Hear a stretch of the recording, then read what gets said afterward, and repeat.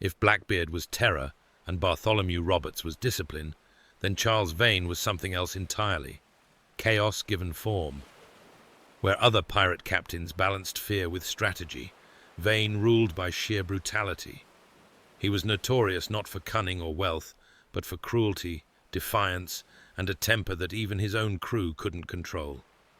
To sail with Charles Vane was to live under constant threat, not just from the guns of the Royal Navy, but from the unpredictable wrath of your own captain. Imagine standing on the deck of a pirate ship in the Caribbean, the sun beating down, sweat dripping into your eyes as you haul ropes and load cannons. Above you, Charles Vane stalks the deck in his weathered coat, his eyes blazing, his voice cutting through the air like a whip. If a prisoner displeases him, Vane has them tortured. If a crew member talks back, Vane doesn't hesitate to mete out punishment. Loyalty isn't rewarded, and disobedience isn't tolerated. Fear keeps the crew in line, but only for so long. Vane's career began in Nassau, the infamous pirate haven in the Bahamas, a place where outlaws, smugglers, and broken men built their own society in defiance of the world's empires. There, Vane thrived. He built a reputation for bold raids, violent attacks, and a complete refusal to bend to authority. When the British Crown offered pardons to pirates in exchange for peace, Vane spat in their faces. He'd rather die a pirate than live under a king's mercy. But his pride and savagery were double-edged swords. What made him feared by his enemies also made him hated by his own crew. In the world of piracy, captains were elected, and crews could depose leaders who lost their confidence. For Vane, it was only a matter of time. His arrogance, his cruelty, and his reckless decisions pushed his men too far. And when the moment came, they turned on him. The story of Charles Vane is not one of golden treasure or cunning strategy. It's the story of a man consumed by his own rage, betrayed by his crew, and hanged as a warning to all who would follow his path. Tonight, we'll uncover what it was really like to sail under Charles Vane. We'll step into Nassau's lawless world, witness the terror of his cruelty, and follow his downfall from feared captain to hunted criminal. This is not the tale of a legend polished by time. It's the tale of raw brutality, of mutiny and betrayal, of a pirate who lived and died by chaos itself. This is the story of Charles Vane. The story of Charles Vane begins not in glory, but in shadows. Unlike Blackbeard, whose origins are at least partly traceable, or Bartholomew Roberts, who came from Wales, Charles Vane's early life is a mystery. Historians aren't sure where he was born. Some suggest England, others Ireland. But what is clear is that by the early 1700s, Vane had already carved out a reputation in the Caribbean. The first firm records of Vane appear around 1716, just as the Golden Age of Piracy was roaring into full swing. The War of the Spanish Succession had ended, leaving thousands of sailors and privateers suddenly unemployed. Men who had once fought under legitimate commissions now found themselves cast aside, with no work and no pay. Many of them turned to piracy. For someone like Vane, tough, ambitious, and ruthless, this was the perfect storm. By 1717, Vane was active around Nassau in the Bahamas, the notorious pirate republic. Nassau was unlike any other port in the Caribbean. Once a British colony, it had effectively been abandoned by the Crown and overrun by pirates. Ships flying the black flag crowded its harbour, and its streets bustled with smugglers, traders, and fugitives. Here, there was no king, no law, no navy to enforce order. Instead, pirates governed themselves, electing their own captains and dividing plunder according to their own codes. For a man like Charles Vane, Nassau was paradise. Bold, violent, and unrestrained, he quickly made a name for himself. He joined pirate crews that raided merchant shipping lanes, striking fear into traders sailing between the colonies. Vane's skill in combat and his utter lack of mercy set him apart.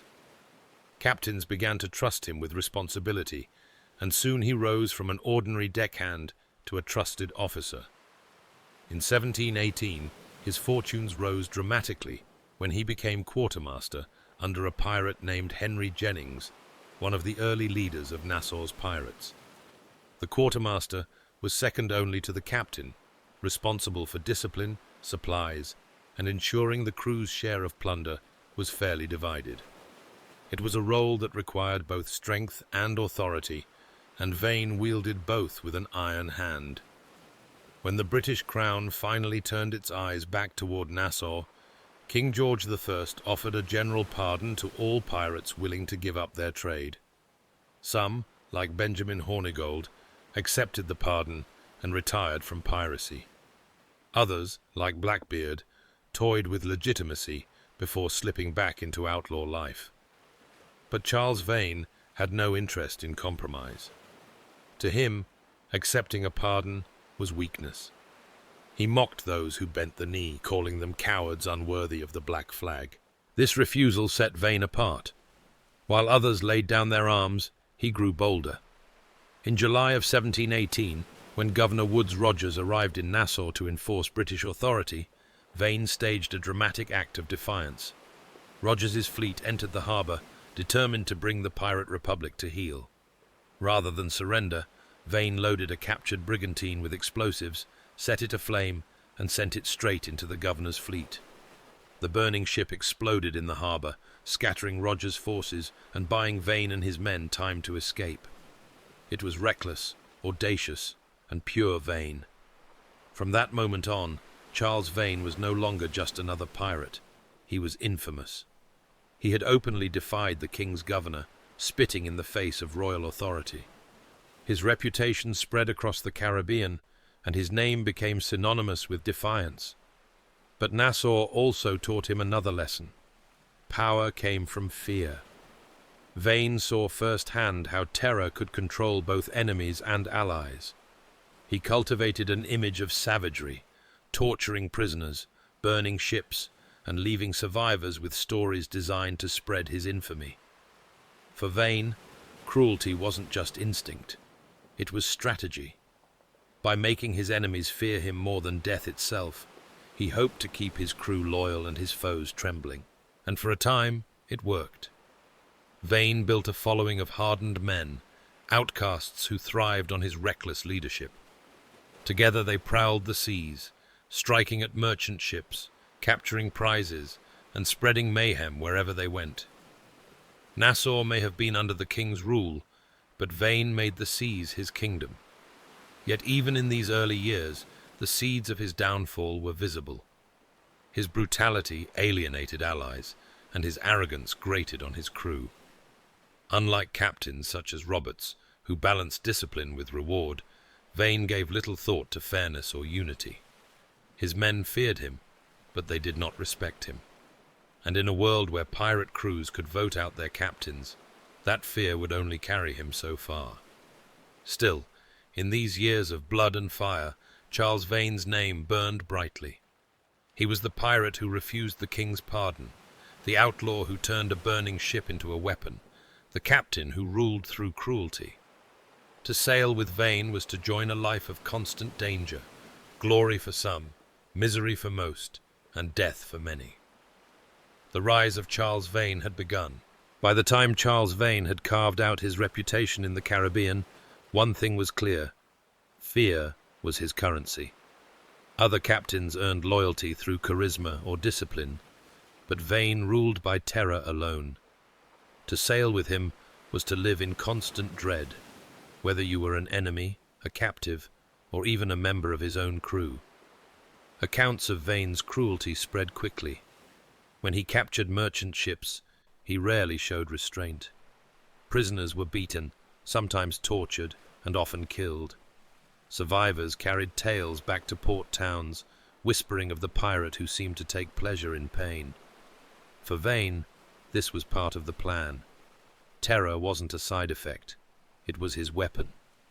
He wanted the mere mention of his name to freeze men's blood and to make ships surrender before a shot was fired.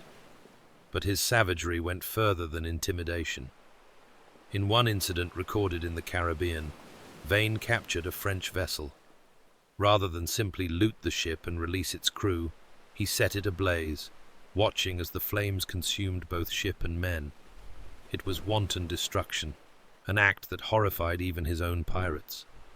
Yet Vane laughed as the ship burned, declaring that mercy had no place at sea. Life aboard his ship reflected the same cruelty. Discipline was harsh, punishments brutal. Vane's temper was legendary. A single misstep or word of defiance could bring down his wrath. Sailors lived under constant threat of violence.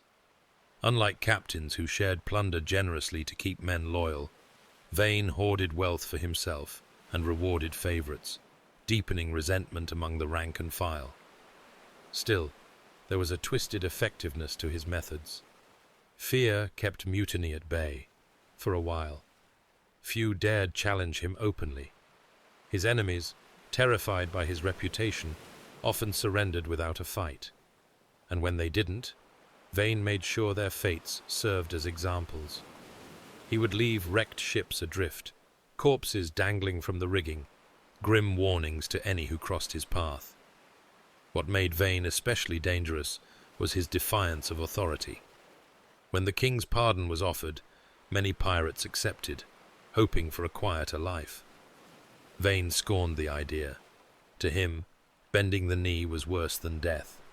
He mocked pardoned pirates as traitors, declaring he would die with the black flag flying rather than live as a servant of the crown. This uncompromising stance won him admirers among younger, reckless pirates who craved the same lawless freedom.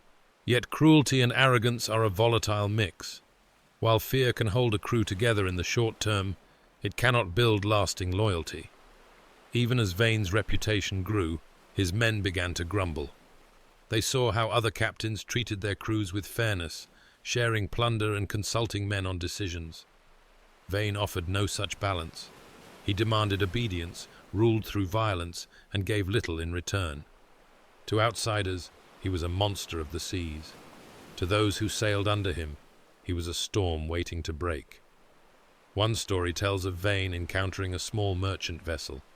The crew begged for mercy, offering all they had. Vane took the cargo, and then set the ship on fire anyway. To his men, it was a pointless act of cruelty. To Vane, it was necessary. Better, he believed, to terrify the seas than to risk looking weak. But his greatest act of defiance came not from cruelty toward prisoners, but from his refusal to back down in the face of overwhelming odds. When confronted by warships larger than his own, Vane often chose to fight recklessly, risking the lives of his crew. He cared little for strategy if it meant surrender. This recklessness thrilled some, but alarmed many. For every daring escape, there was also unnecessary bloodshed. By 1718 and 1719, Charles Vane was infamous across the Caribbean. Merchant captains dreaded his flag. Governors cursed his name. Even other pirates watched him warily, recognizing that his savagery could bring unwanted attention from the crown. He was feared, yes, but he was also unpredictable, uncontrollable, and increasingly isolated. For those who sailed with him, the question was no longer if Vane would push too far, but when. His cruelty had built his reputation, but it had also sown the seeds of his downfall. And soon, those seeds would sprout in the unlikeliest of places, among his own crew. If there was one place where Charles Vane truly belonged, it was Nassau.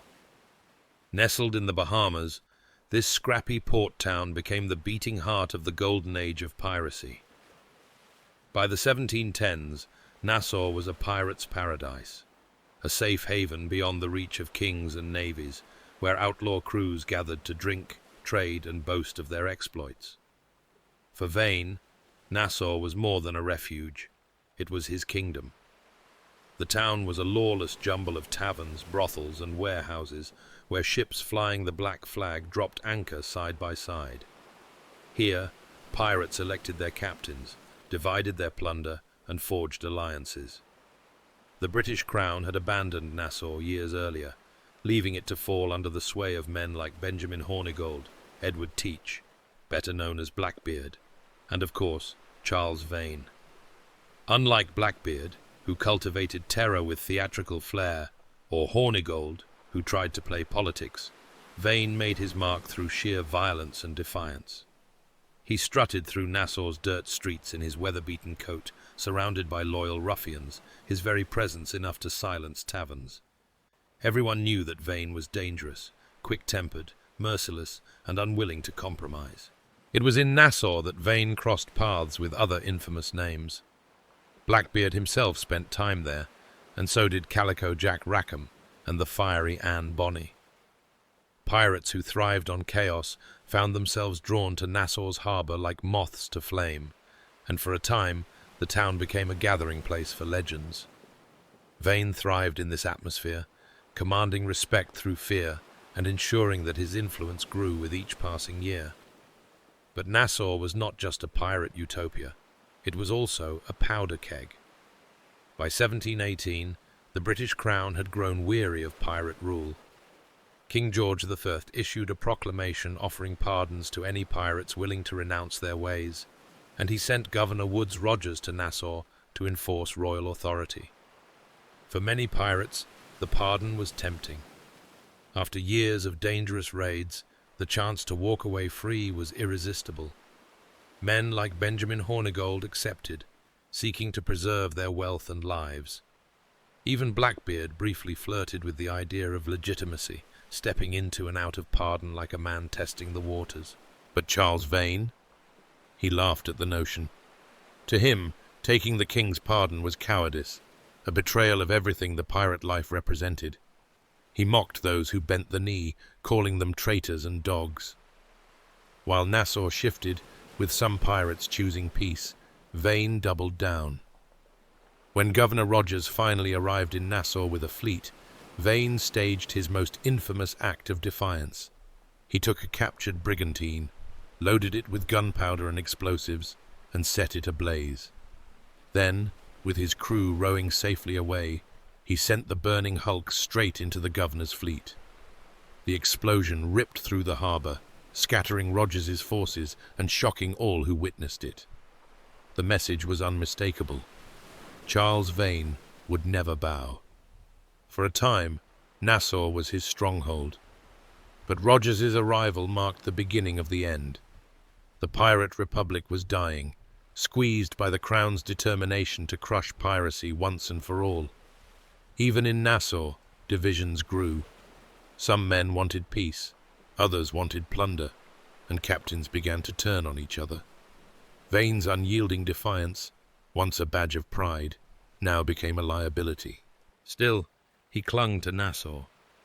When he returned from raids, he swaggered back into its taverns, pockets heavy with plunder, daring anyone to question his authority. But whispers followed him. His men grumbled about his reckless decisions, about his cruelty, about the way he hoarded treasure for himself. Nassau, once the place where Vane rose to power, was also the place where the cracks in his command began to widen. He was feared, yes, but increasingly he was also hated.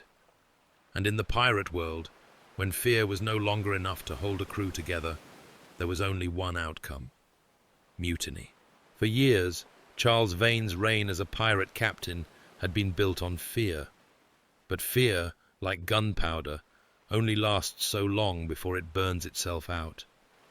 By 1719, the very men who once trembled at his wrath were beginning to see him for what he was. Not a leader, but a liability.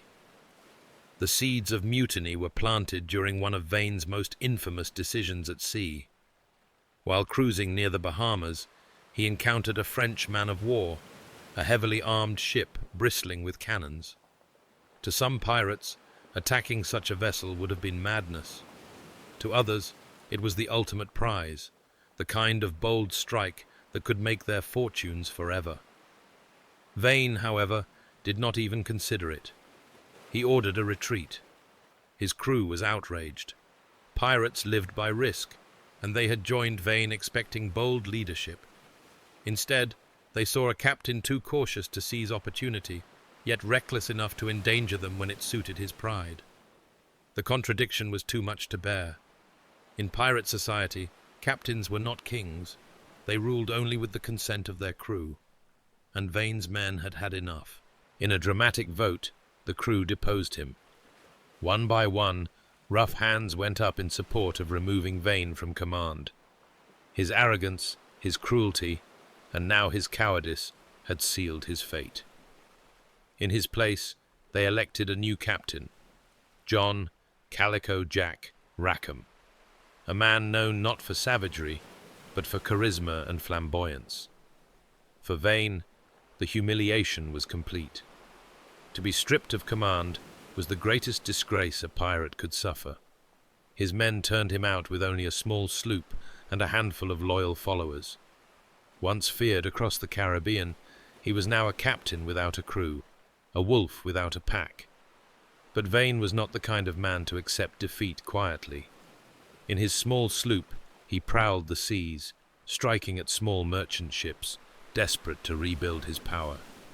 Yet without the manpower or firepower of a large crew, his raids were paltry compared to the glory days. Each attack was a shadow of his former might, and each month that passed, his name carried less fear. Worse still, his enemies multiplied. The British Navy hunted him relentlessly. Former allies in Nassau turned their backs. Even among pirates, his reputation was tarnished. Men whispered that he was finished, that his arrogance had led him to ruin. The once feared Charles Vane had become a cautionary tale. The final betrayal came not from an enemy, but from fate itself. In 1719, while sailing with his small crew, Vane was caught in a storm and shipwrecked on an island. He survived, clinging to wreckage, but the disaster left him stranded and vulnerable. For weeks, he struggled to survive, his power reduced to nothing, his former glory a bitter memory. When a passing ship finally rescued him, it was not salvation, but doom. The captain of the vessel recognized Vane, and rather than offering friendship, he turned him over to the authorities. Vane's last hope, loyalty among outlaws, was gone.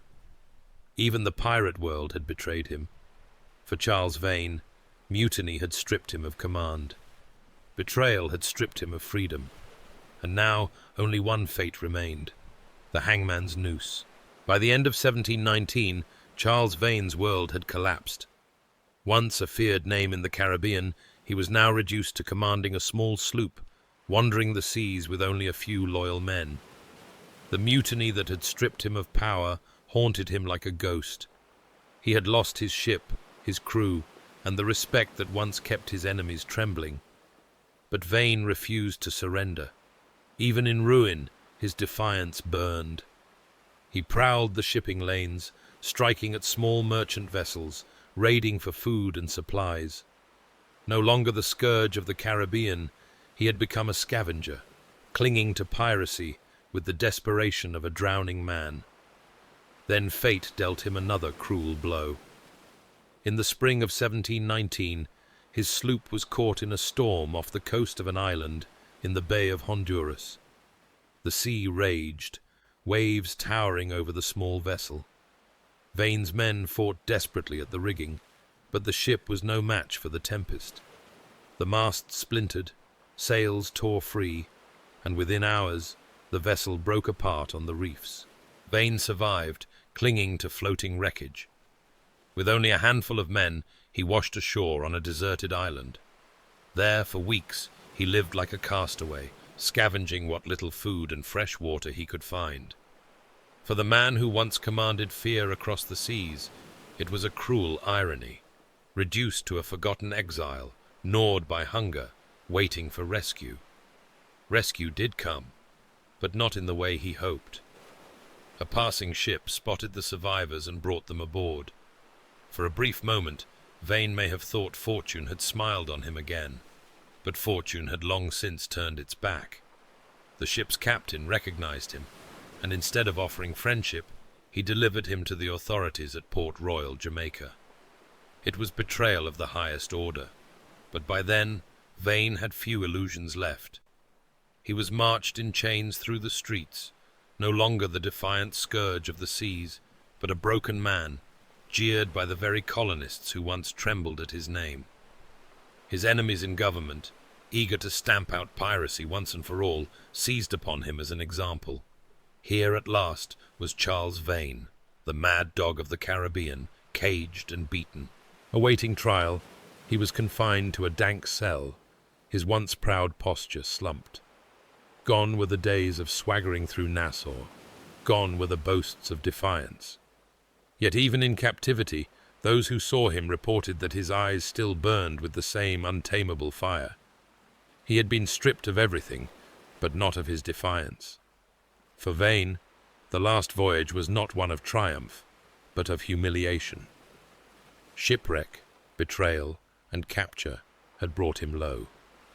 And yet, in the twisted logic of piracy, even this ending only added to his legend. He had refused pardon, refused to compromise, and in the end, refused to bow. His life had been chaos, and his last voyage was no different, a storm that ended in ruin.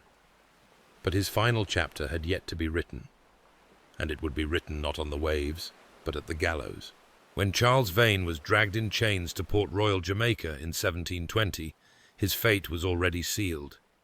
Once the terror of the Caribbean, he now stood as a prisoner, broken in body, but not in spirit. His capture was a triumph for the colonial authorities, who were determined to stamp out piracy once and for all.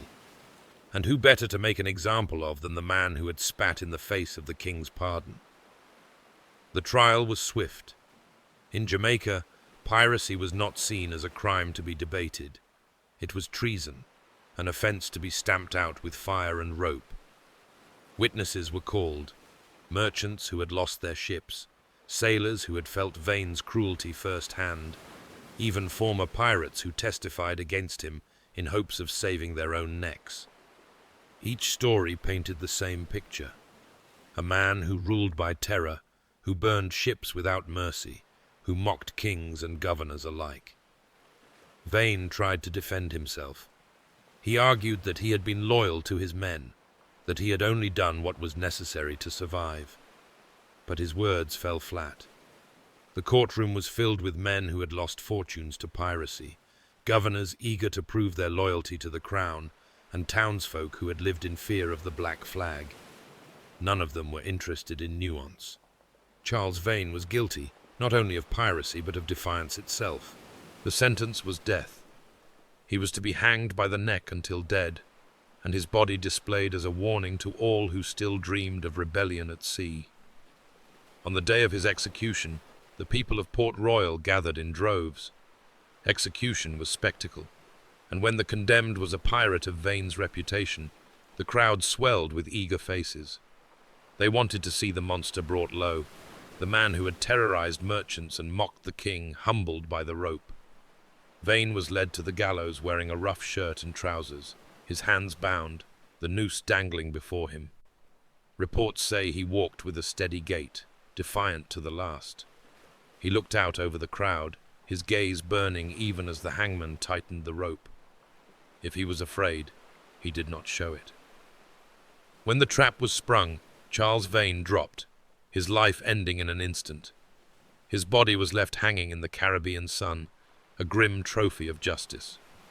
Later, like many pirates before him, his corpse was tarred and gibbeted, displayed as a warning to any who dared take up the black flag. And yet, even in death, Vane remained larger than life. His execution was meant to erase his legend, but it only added to it. Here was the man who had never bent, never surrendered, never taken the king's pardon. He had lived as he wished, ruled by chaos, and died without compromise. For the sailors who once followed him, his death was both a warning and a memory of their own fragility. For the crown, it was a victory, proof that even the fiercest pirate could be broken. But for history, Charles Vane remains what he always was, a symbol of raw defiance, of the dangers of cruelty unchecked, of the thin line between command and mutiny. To sail with Charles Vane was to live in fear, to endure chaos, and to face ruin. His trial and execution closed his chapter, but his name endures among the pantheon of pirates, not for riches, not for cunning, but for the simple, brutal truth of who he was. A man consumed by rage, undone by his own fire. And so ended the story of Charles Vane, the pirate who ruled through fear, who spat in the face of kings, and who refused to bend until the very end. Unlike Blackbeard, who built his legend with theatrics, or Bartholomew Roberts, who commanded with discipline, Vane was pure chaos. He lived without compromise, but that very defiance doomed him. For his crew, sailing under Vane meant living on a knife's edge. One day, you might be celebrating plunder in Nassau. The next, watching your captain burn prisoners alive or throw away your lives in a reckless fight. He was unpredictable, cruel, and arrogant. And when his men could no longer stomach his leadership, they turned on him. His capture and execution were meant to erase his name. Yet even now, centuries later, we still tell his story. Because in Vane we see the raw, unfiltered truth of piracy, not the romanticized treasure hunts of storybooks, but the brutal reality of life under a captain who lived and died by defiance. But Vane's downfall also paved the way for another figure to rise. The very man his crew elected in his place, a flamboyant pirate with a taste for style and mischief, remembered not for brutality, but for the infamous flag he flew and for the company he kept, Calico Jack Rackham. Rackham's tale is one of charm and cunning, of battles fought with flair, and of his legendary partnership with two of the most notorious women in piracy, Anne Bonny and Mary Read. His story couldn't be more different from Vane's, and yet the two are forever connected, one deposed in disgrace, the other stepping into infamy. So tell me, would you have sailed under Charles Vane, knowing the fear, the chaos, and the constant danger? Or would you have turned against him like his crew? Drop your thoughts in the comments below. I'd love to hear what you think.